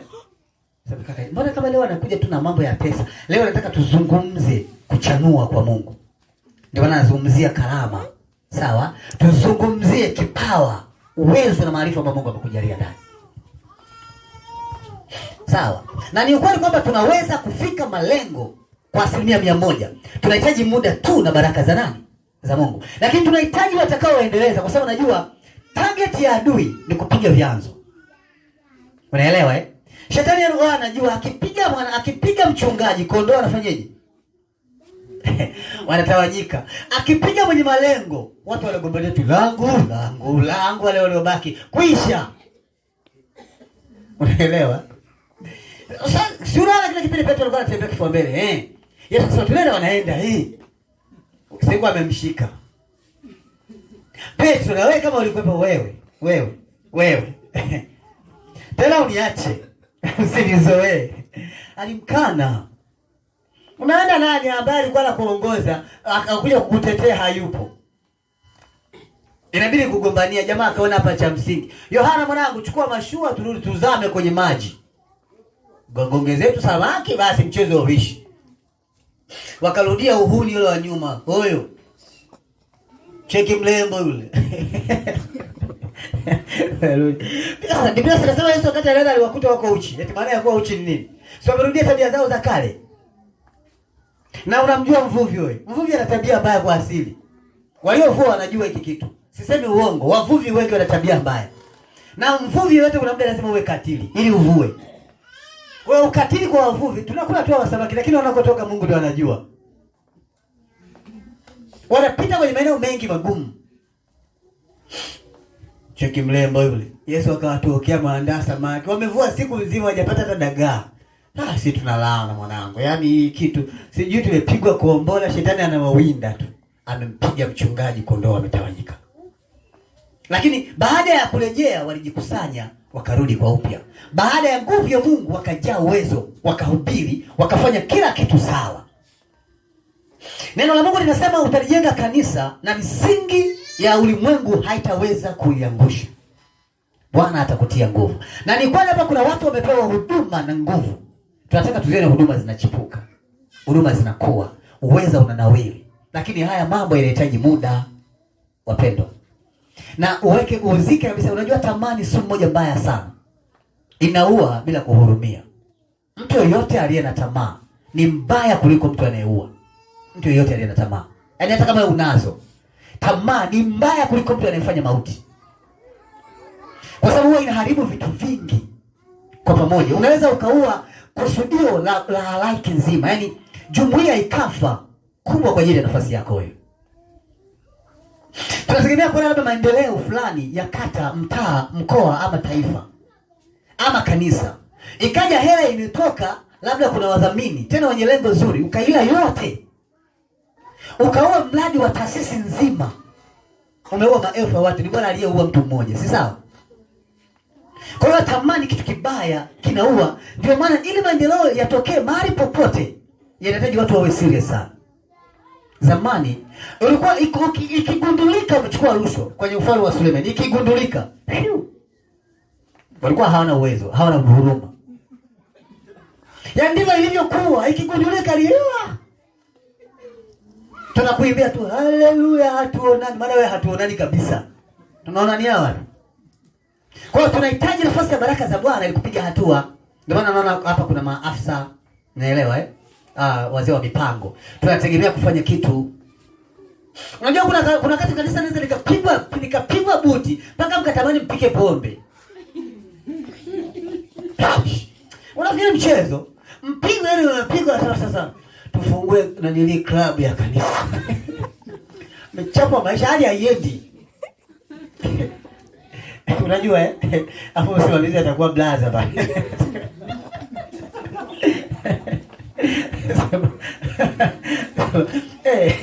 Unakuta waamini wameelewa na wauzaji wameelewa. Kila mtu ameelewa. Mchungaji anasema, "Ngoja nikapate moja moto moja baridi." Nikapashe. Hali imekuwa mbaya. Mfumo umebadilika. Unafanyaje sasa? Unaelewa? Hali imekuwa ngumu, umechapwa.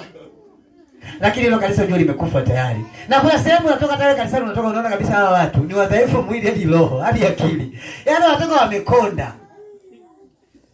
Na watumishi wa Mungu wana neema na nguvu. Ukimkuta mtumishi wa Mungu ameweka eti mziki anakatika, huyu hana akili huyu. Ni kweli. Iko tumweke rais hapa anakatika. Eti tuchukue waziri. Asije wewe ulifungulia hiyo. Sawa, Daudi alicheza lakini sio hivyo bana. Hamna kabisa hiyo kitu naikataa. Kuna namna haipo sawa. Na ukiona karibu toka kucheza kamekonda, kamechoka, hakana ukanakoelekea. Na unaweza ukacheza hivyo na unavyocheza lakini bado huwezi ukapata neema. Sasa tupige hesabu tuangalie kwamba kuna kitu gani Mungu anakitaka kwenye nafasi zetu. Unajua lengo la Mungu ndani yako? Kwa nini Mungu amekuacha hai? Ndio maana nimetoa mfano kina Dorcas kwamba waliishi kwa neema na vipawa vya Mungu. Na sisi kama kanisa tunategemea kuwa na nguvu ya neema ya Mungu. Tunaelewa? Tunaweka tu wasimamizi ambao wanaweza kutusaidia kuwa na nafasi ya mauzo. Sema kwani nasema uongo? Kuna sehemu makanisa yameamua kujenga hata majumba ya guesti, sawa? Wanawekeza. Sasa watafanyaje? Na mle watu walioweka muda mwingine sio kwamba wana mipaka. Unaelewa? Lakini ni kama kuna kashida fulani. Hatukatai kujenga nyumba za wageni, lakini zinatakiwa ziwe na utaratibu ambao utafanyika kwa ukubwa na ubora. Sawa? Kwamba zina principle, zina kanuni, zina utaratibu. Sababu kuna wengine wanasema mimi ni cha muda tu, niko na mtu wangu hapa kama dakika kama masaa matatu tu. Sawa? Tunaweka na watumishi wa Bwana wanasimamia. Hii ni halali. Baadaye aje hapa praise. Vinaenda kweli? Ni ngumu jamani. Kwa hiyo tunahitaji nafasi ya neema ya Mungu. Tufike sehemu tufanye miradi ambayo itambariki Mungu. Watu kutoka mbali sana waje washuhudie maajabu ya Mungu. Na ili nimesema linawezekana. Tunaelewana Tutalifanya kwa nguvu ama kwa damu ama kwa machozi. Kwa Kristo Yesu aliye hai tutafanikiwa. Unaelewa? Najua kwamba shetani ana hasira sana. Na anataka akufanye peke lakini usiogope. Neema ya Mungu ni kubwa, tutashinda. Ndio maana nilichokuwa nakigombania mimi kwangu ni baraka tu. Kila mmoja anamwambia Mungu tubariki. Kila mmoja anamwambia Mungu tujaze. Kila mmoja anamwambia Mungu tujae ndani. Tuinue, tufanikishe. Kwa sababu najua tukishainuka hatutarudi chini tena. Unanielewa vizuri? Magombano yangu, maombi yangu, ibada zangu nyingi ni kuona Mungu anakubadili wewe. Sasa kuna wakati naye muombea ni mvivu kwenye ibada, anakuja akijisikia yani kuna wakati mwingine unaona kabisa kwamba hili jambo haliendi sawa. Naelewe, tumechoka. Unalia nini? Unalia nini? Yesu yuaja. Wewe. Sasa hakuna kulia kwanza. Ameshafufuka unajua. Sasa unalia nini? Maisha yamenichapa. Mungu ameniacha. Mimi kwangu hana akili, roho inauma. Roho inakuuma. Na unamwona kama mtu ameinama roho. Sawa, lakini ni kweli kwamba tunatakiwa tufanye bidii. Sawa? Yaani kuna wakati wao nikisikiliza yule wa Makakadani, tunaenda tu tukiwa wenyewe kama hii. Hii nasira nishukuru. Yaani inanipa raha kuna wakati nasikia sema kweli tunaenda tu hii. Na ni ukweli kwamba tuna kitu kipo. Ila hivi ule wimbo ni Roho Mtakatifu sawa. Wala upenda wewe unao. Usikilize vizuri uone. Yaani kuna namna nafikiri hata mtuzi alikuwa haelewi. Pale ni Roho Mungu alimuingia akamfanya ajue nini kinaendelea kuhusu nafasi. Kuna kitu tunatakiwa tufanye jamani. Tuamke. Sawa? Mimi napata shida nikiona mtu anempenda Mungu anakosa ibada. Kiukweli mimi kwangu napata shida. Kwa sababu najua upendo sio tu kuishi, ni kutenda. Upendo ni kugusa. Kwa hiyo ukimwona mtumishi wa Mungu tunamwambia ibada anasuasua, huyu na yeye pia tunapata shida. Uwezo wa kumwezesha mpaka tumkuze huyu ni mtihani mkubwa. Mimi nakwambia hata nikikufanya wewe mwalimu wake utamkimbia. Wewe umemfundisha hii ndio anageuza mkia unakuwa huko kisha kinakuwa huko. Kazi inakuwa ni ngumu. Kwa hiyo tunahitaji kubebana pamoja, tujue kwamba ni muda wa ibada. Ukimwona mtu ni kweli amepewa nafasi ya kuwa kwenye ibada, anakuja saa 3 tunamaliza ibada. Huyu kichwani ni kazi kukuza. Yaani kuifanya akili yake iboreshwe, iwe na nguvu ya kupokea ni kazi. Tunakuweka wapi? Tunakuweka usimamie nini? Si utakuwa unapoteza kila kitu. Kwa hiyo kuna mambo ya kufanya kama kanisa, tunahitaji nafasi ya neema ya Mungu. Hapa kila mtu ana kazi yake, hapa kila mtu. Unaelewa, kila mtu ana kazi yake na tunaweza kukufanya kila mmoja hapa akapata kazi na tukao tunaambiwa zaidi ya mshahara wa milioni 2. Sawa? Kama hawa madaktari wa kawaida, hawa wadogo, hawa manesi. Manesi sio kumuogopa sana. Daktari ndio unamuogopa kwa sababu daktari bwana. Kuja nakutana daktari kabisa anatumia wanitu wake. Unaenda pale mkuu wa mkoa, mkuu wa wilaya, sawa, wachungaji wote wanaenda kwao. Kwa nini anafika pale ameshakusoma saikolojia na kuangalia, John ni mchungaji. Huyu ni mtu wa kiimani, ana imani sana huyu. Anasema unaumwa extraorifaciosus. Extraorifaciosus ndio ninasema ni ugonjwa unaoshambulia bandama chini ya maini. Anasema bandama chini ya maini. Kwanza anakutoa wengi. Unapata hofu. Alafu anakuambia cool down. Dawa zake ni milioni 2.3. Kama hautafanya tiba, zitaenda kushambulia ini, baadaye ile kongosho inayofua damu itakufa. Alafu kuisha. Ui. Unajijambia mchungaji anataka waendelee kusema, Bwana ana nguvu hizo.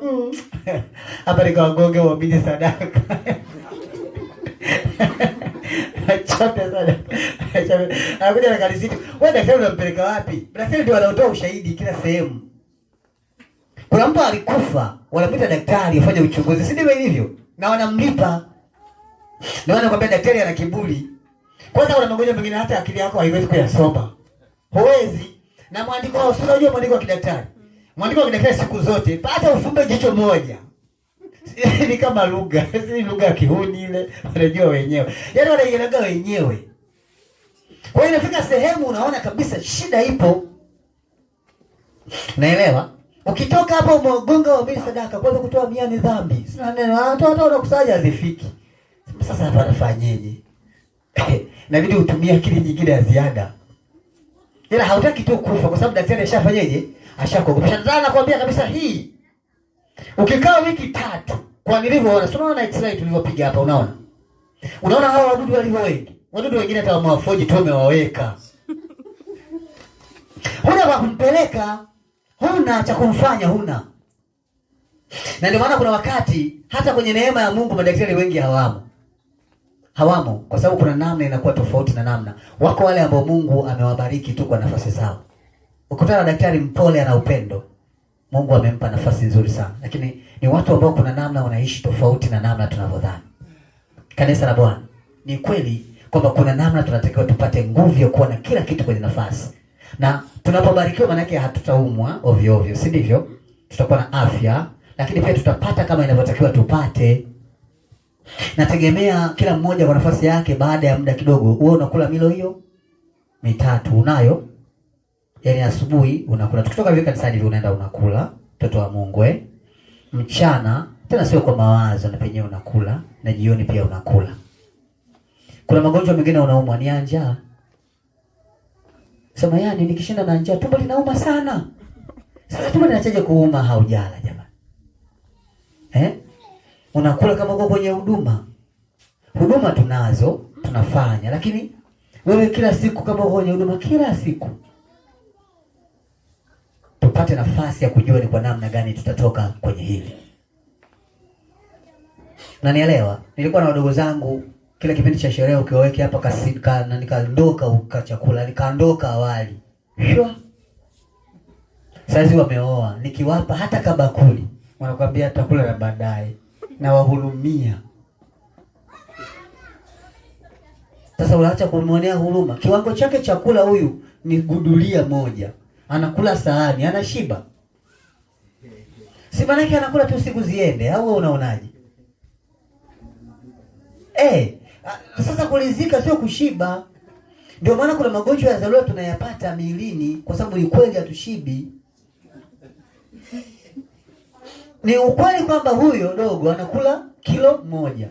Unamkuta sokoni ananunua baulo 1 ili kujiletea njaa au kujiletea ushindi. Sasa tatizo haya. Maana pana shida. Hiki ndio nataka tukiondoe jamani. Msiseme mbarikiwe. Ndio maana nasema bado mnatakiwa muendelee kumuomba Mungu sana. Sasa Mungu akishaanza tu kukupa tuela kidogo kidogo, unakuwa na kiburi. Unasahau neema ya Mungu, unasahau kuja kumlilia Mungu, unasahau kumwomba Mungu, unakuja unavyojisikia, unaishi unavyojisikia. Mungu naye anasema ngoja. Nimwache nimgoge.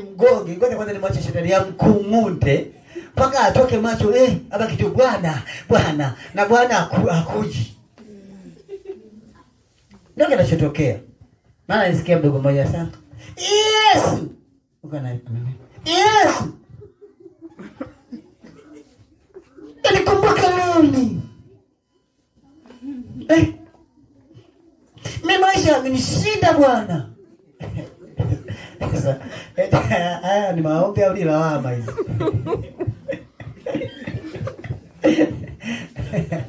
Mambo yamekupiga. Yaani umegongwa. Ila kanisa tu ndio hujasahau kama kuna kanisa. Kote unapita uelewi kama unaenda wapi. Umetokea tu kanisani, unalawama maneno mengi. Sawa, maneno mengi sana. Tunataka tufanye kitu. Nikuhakikishia mpango ni mpango kamili. Kwa kumwomba Mungu, Mungu atatufanikisha. Wewe kama unaweza kauloge, ila naamini kwa baraka za Mungu aliye hai unasimama. Wala hatuko mbali. Maana nimesema nataka watu ambao tutakuwa tunapiga hesabu hapa tunaelewana. Naanza na wewe. Ila nikifika sehemu wewe uko kwa navyoona utanisumbua. Takutua. Nikishakutua napakia wengine, tunasafiri. Baada ya muda kuna watu ambao tutawapaki kabisa. Watakuwa wanakula bure na kukaa bure na kulala bure. Kazi yao ni kumwabudu Mungu tu. Alafu tunakwenda na watu wenye kasi sasa. Maana baadaye hatutatumia pikipiki, tunataka tutumie ndege tena 444. So hizi. Speed 150 200. Tunabeba kitu kina speed 600 tunatembea nacho. Mama Chale kweli tunaweza tukaenda na wewe kwenye speed 600. Sasa jamani nishusheni mimi na uzee. Nataka nikimbie na watu wenye kasi. Tufike sehemu wajua nataka kufanya nini. Shetani mwenyewe akiwaona, wewe kama ulijidesha na wewe kasi ndio kulitia kupitia. Jilete unaziba, pitiwa. Na Mungu amekuumba kwa ajili ya kazi. Maana kuna watu hawawezi kudhibitiwa. Hata ufanye nini, hutamdhibiti. Iwe ni kwa simba, iwe ni kwa udongo, iwe ni kwa moto, hautamdhibiti. Lazima aishi. Maana Mungu amepanga aishi na lazima aishi. Kanisa tuko pamoja Unaelewa? Mungu amekupa neema na baraka zinazotosha. Inawezekana baraka zake ni kwa ajili ya nafasi hicho ulichokifanya na kushukuru sana. Lakini kazi kubwa ni kuendeleza kile ambacho tunataka tukiendeleze kama kanisa la Bwana. Naelewa? Wakala chakula pamoja kama watu wamoja.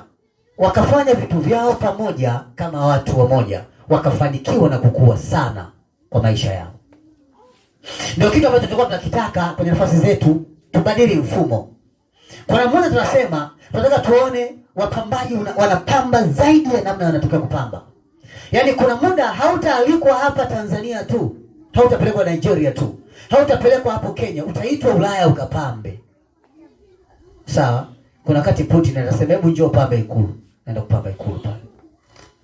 Sawa? Unaenda Ikulu ya White House pale kwa kina Trump, unapamba. Sasa mimi. Wewe huyo. Sawa. Kuna mtu anataka asikie mawazo yako tu. Asikie kama unamshauri nini kupitia kile unachokiona. Ila umelala, kuna wakati unaogopa vita. Vita utakwenda kuiogopa. Kwa sababu vita inafanana na kile Mungu amekuwekea ndani yako. Ndio maana unapambana hivyo. Kwa hiyo usiogope.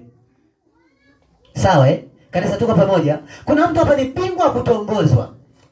Na yenyewe tatizo, lakini sasa inawezekana una umbo la kutongozwa, usikatae. Tuongozo unavyotuongoza lakini usikubali kuwa nao. Kesi imeisha. Wapitilie tu. Wata wakikudanganya, yaani wewe ni mzuri unanifanya mimi. Ukajikuta umejichanganya. Kuisha. Unauawa. Hii dunia haina huruma. Lakini ukikaa kwenye mstari wako, maana yake utazidi kuwa bora. Watu watakuja kukuuliza siri ya nafasi yako au urembo wako au maisha yako ni nini? Utawajibu. Unaelewa kanisa eh? Tuna mambo ya kufanya. Leo ni siku au ni Jumatatu. Wanafunzi wa Kristo walikuta kaburi limefanyeje? Liko wazi Jumapili. Leo walikuwa na kamjadala kadogo wanajadili. Tomaso na yeye ndio ametokea zake sasa, anasema, yaani mimi kama sijashika ile makovu, nikapapasa vidole vyangu, nikatia kwenye ile misumari, siamini mimi. Siamini. Wakati wanabishana Yesu alitokea. Si unakumbuka eh? Akamwambia Tomaso, njoo niguse. Sasa amenisikia. Bwana, basi mimi nilikuwa na maanisha asema njoo Tomaso, njoo. Ulishasema mpaka uliguse ndio uamini. Lakini heri wale waaminio bila kufanyeje? Bila kugusa kama wewe. Kuliko wewe mpaka utachi. Hata muamo. Mpaka utaumia. Kuna mambo yapo duniani jamani. Sawa eh? Shetani ana umbo lake, Mungu ana umbo lake. Tunatakiwa tumuogope Mungu sana kuliko kuogopa viumbe wengine wowote. Maana na wenyewe wameumbwa na nani? Na Mungu. Na Mungu anaweza kuwadhibiti juu chini, chini juu. Sawa? Nina hakika kwamba Mungu anaweza kukashika ka shetani kama anashika kipande cha mti. Akakakunja kama anakunja karatasi. Sawa, sema na wewe hivyo uone. Ni kweli kwamba kanakunjwa. Kwani nini? Tunahitaji neema na baraka za Mungu. Nahitaji kukuona unakaa kwenye nafasi yako kama mtoto wa Mungu. Jitahidi, inuka upambane. Sawa? Tusilale. Tumia karama yako, usiogope vita yako. Tumia ujuzi aliokupa Mungu, usiogope vita. Tumia kipawa chako, usiogope vita yako. Mungu atakutunza zaidi kwenye nafasi yako. Ndio maana umepelekwa mahali kwa sababu. Umewekwa mahali kwa sababu. Umefanywa fulani kwa sababu. Unaishi hivi unavyoishi kwa sababu. Unaelewa eh? Kwa hiyo lengo la Mungu ni kwamba tukue. Sawa? Sitaki kabisa, nimeshasema nasema tena. Sitaki kabisa usiniite ukasema kaka Chazi, njoo uzindue nyumba, chumba na sebule. Tunataka tujenge nyumba. Ya kuanzia anzia. Lakini nataka uniite kuzindua nyumba. Tuje tuzindue nyumba. Tunaitia nyumba wakfu, tunaiombea mbele za Bwana. Nyumba. Ukiingia unasikia hivi. Naingia nyumba hata hivi. Naelewe, kuna kanamna unasikia. Tujue umejenga nyumba imeenda. Nimepita kwa brother mmoja, Majiskati alijenga nyumba. Miaka ilipita kidogo, ile ya Mgongo wa Tembo ile. Si unazijua za Mgongo wa Tembo? Alafu kafupi, kadogo. Sasa kuna watu wamefumua manyumba pale. Ukifika pale haukaoni, kapo katikati. Kwanza unaanza kufanya hivi. Tafuta hakaonekani, huku kuna mijengo mikubwa, huku kuna mijengo mikubwa, huku kuna mijengo mikubwa. Wamenizunguka. Yaani blaza. Lakini usione hivi. Hizi mali usizitamani blaza. Hawa huwezi kujua wanakotoa. Nikamwambia kuna mambo mengine ni ya kujiongeza. Sawa sio vya kutamani, lakini kwani wewe hujawahi kutamani kuishi?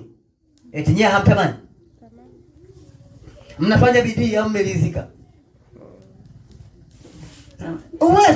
Uwezo. Ni kweli. Yoyote aliyejenga kwa kutumia akili ya mtu mwingine hana akili kabisa. Lakini hizi ni mali za nani? Za Mungu. Suleiman alijenga. Ayubu alijenga. Ibrahim alijenga. Yakobo na Isaka walijenga. Kina Petro walijenga. Hivi mnajua kama Paulo alikuwa na nyumba? Tena nyumba kubwa nzuri ya maana. Walijenga. Sasa sisi tunashindwaje kujenga? Daudi si alijenga jamani? Paka anasema siwezi kujenga nyumba yangu nzuri nikaacha kumjengea Mungu hekalu. Eti si alijenga? Tena nyumba ya gorofa zamani kabisa, nyumba ya gorofa zamani. Nyesi watumishi wa Mungu mnasema mmebarikiwa. Mnachachu Bwana, ndani kumechemka. Roho Bwana anawapa maono, si sawa? Na wewe jenga. Sema mtihani huko hapo kaka. Yaani kuna namna. Ngoja nikwambie, tujipatanishe na Mungu, Mungu atatupatanisha na watu wake. Akishatusogeza Mungu kwenye 18, unajua akishasema tubarikiwa, anakutanisha na watu wa baraka, unaenda. Ukishaenda ni mara hiyo moja umechange. Sawa? Tunasema, hata mimi nimesema kwamba tumepata nafasi ya kuwa na nyumba za kuanzia. Hizi ni nyumba za kuanzia. Tunataka tutengeneze nyumba baadaye. Tutajenga kwa nafasi zote na tutaiacha historia duniani ya kujenga na kumtumikia Mungu vizuri kuliko namna unavyofikiri. Hatumwachi Mungu kwa risasi ama kwa bunduki ama kwa damu. Hatumwachi Mungu, na tutajenga, tutafanikiwa, na hatujengi tu nyumba zetu, tutajenga hekalu la matilioni ya hela mbele za Bwana na tutaiacha kumbukumbu. Sawa? Kinachotakiwa, inuka mahali ulipo, usilale. Usikate tamaa. Mimi kiukweli nikikuta unalia vita ya mke, nasema huyu nimweke wapi? Yaani unanipa shida na kuweka wapi? Mke tu ndio anakuuliza, baba, mwanaume mzima na ndefu. Yaani nimekuwa kabisa kama libebelu. Unalia kwa ajili ya vita ya mke. Na kuweka wapi sasa? Na kushirikisha mawazo gani? Mama, unalia kwa sababu mume hajaemea. Na kuweka wapi? Wewe ni kama mzigo. Unanipa shida kufikiri. Kwa kuna mambo yatakao